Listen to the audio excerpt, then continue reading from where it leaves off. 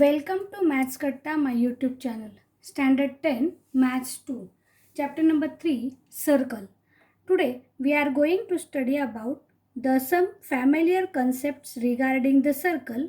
This is a revision part which are already known to you from the earlier standards. Consider the circle with center O. Observe, this is a circle with center O.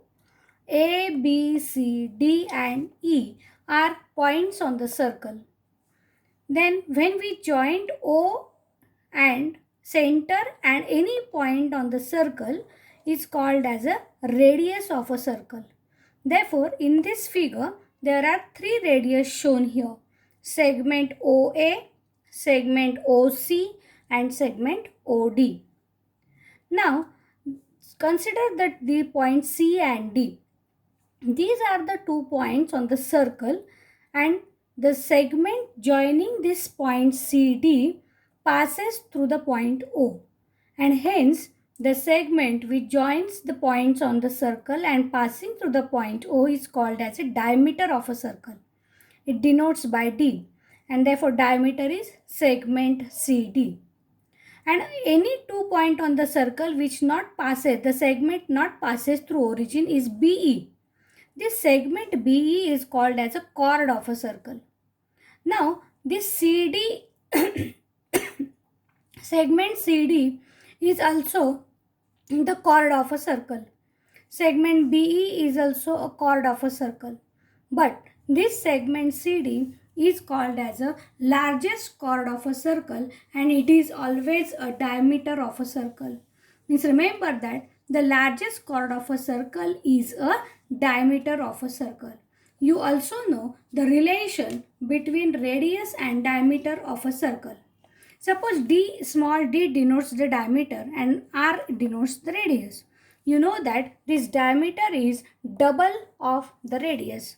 Therefore, d is equal to 2 times of r. This is a relation. Or you can find the value of r in terms of d. That is, when we transfer these two on left side, then you will get r is equal to d upon 2. Radius is half of the diameter. Now, consider the types of the circle. There are some types which depends on the radius of a circle and also the point of intersections of the circle. Consider this figure. These are called as a congruent circles because the radius of first circle and radius of the second circle, if we denote it by r1 and r2, here r1 is equal to r2. Radii are same. Therefore, these are called as a congruent circle. म्हणजे हे circle जर आपण कापून एकमेकांवरती ठेवले तर ते एकमेकांना तंतोतंत जुळतील, म्हणून त्यांना आपण कॉन्ग्रुएंट सर्कल्स म्हणतो.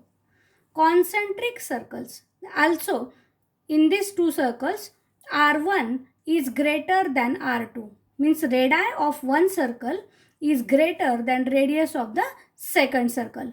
Observe that center of these two circles is common, but r1 is greater and r2 is smaller. Then these two circles are called as concentric circles. When we can draw any number of circles here, concentric circles here, 1, 2, 3, 4, etc.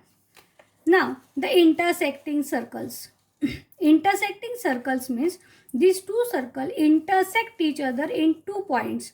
These 2 points are common points of the circle. These are the types of the circle. Now, consider the next part, that is the properties of chord of circle, which are already studied from the last year. The property of the chord of circle contains 2 properties. First property, the perpendicular drawn from center to the chord bisect the chord. Means what? Consider this circle. This O is a center. AB is a chord of a circle. From this center O, we want to draw perpendicular from this center. Means perpendicular OP is drawn on this chord of the circle. Therefore, segment OP is perpendicular to segment AB. Then what happened? Then it bisect the chord. Bisect means there two equal parts are formed and therefore segment AP is congruent to segment BP.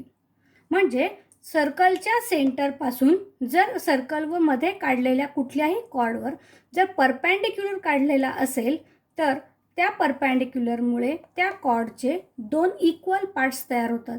Segment AP is congruent to segment BP. Now what is the converse of it? When the segment joining the center and the midpoint of the chord is perpendicular to the chord. म्हणजे काय की जर आता इथे आपल्याला perpendicular काढून दिलेलं आहे आणि मग आपण सांगतोय की हे दोन इक्वल पार्ट्स होतात. आता इथे उलट आहे.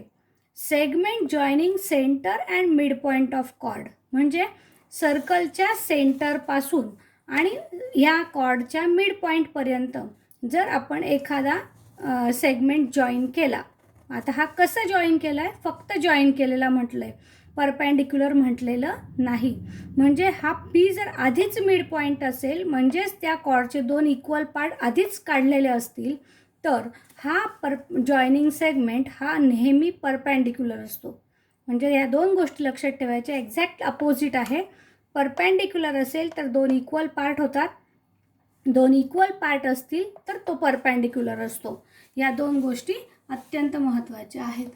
Next part, the circle passing through 1, 2 and 3 points. म्हणजे एका पॉईंटमधून किती सर्कल्स काढता येतील, 2 पॉईंट्समधून किती सर्कल काढता येतील आणि 3 पॉईंट्समधून किती सर्कल काढता येतील हे आपल्याला बघायचं आहे. आपण एकेका स्टेप बाय स्टेप बघूया. पहिल्यांदा आपण बघूया 1 point. 1 point if given to you then how many circles can be drawn passing through this 1 point? Observe the figure. Now consider this is a point. Consider this is a point here. Observe that this is a circle drawn from this point, means this is passing through this point. This circle also passing through this point. This is also a circle which passed from this point.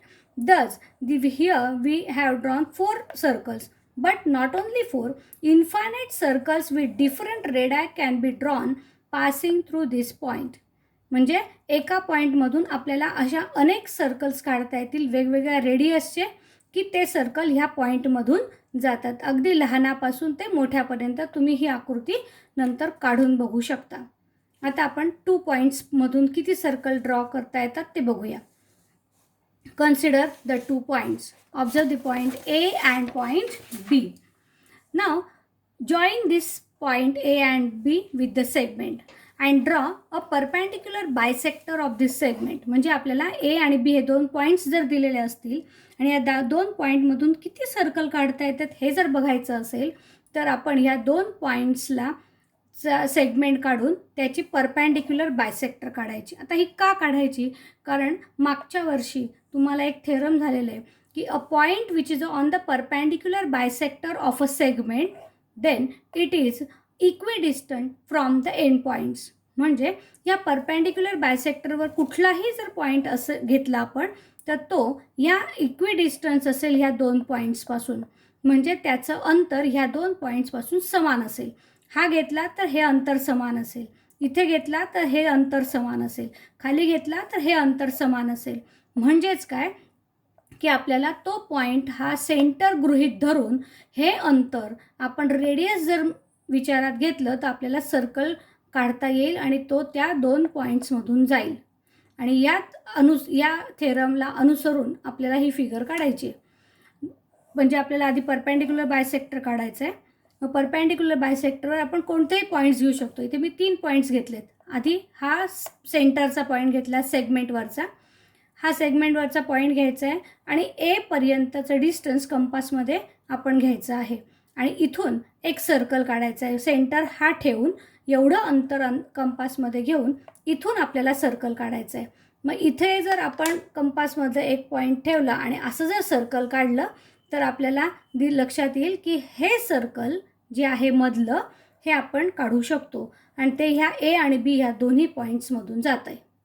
आता हा point आपण विचारात घेऊया. आता हा point घेतल्यानंतर कंपासमध्ये अंतर कुठपर्यंत घ्यायचं तर ह्या पॉईंटपासून ए पर्यंत अंतर घ्यायचं. मग हे एवढं अंतर जर कंपासमध्ये घेतलं आणि सर्कल ड्रॉ केला हा सेंटर ठेवून, तर तुम्हाला लक्षात येईल की हा सर्कल जो आहे बाहेरचा हा आपण काढला आहे की ज्याचा सेंटर हा आहे आणि तो बघा ए आणि बी या दोन्ही पॉईंट्समधून जातो आहे. तर खालचा पॉईंट बघा आता. या खालचा पॉईंट जर सेंटर घेतला आणि एपर्यंतचं किंवा बीपर्यंतचं अंतर कंपासमध्ये घेतलं आणि इथून जर सर्कल काढला तर तुमच्या लक्षात येईल की हे जे सर्कल आहे खालचं, हे सर्कल आपल्याला काढता येईल की जे ए आणि बीमधून जातं. असं आता हा बायसेक्टर आहे.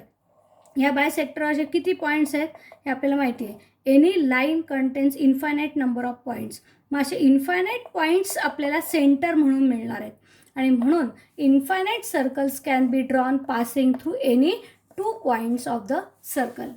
तुम्हाला हे दोन्ही जर समजलं असेल तर तुम्ही या दोन्ही आकृत्या व्यवस्थित काढून बघा आणि 3 पॉईंट्स जर दिलेले असतील तर त्याच्यातनं किती सर्कल्स काढता येतात याचा विचार करा.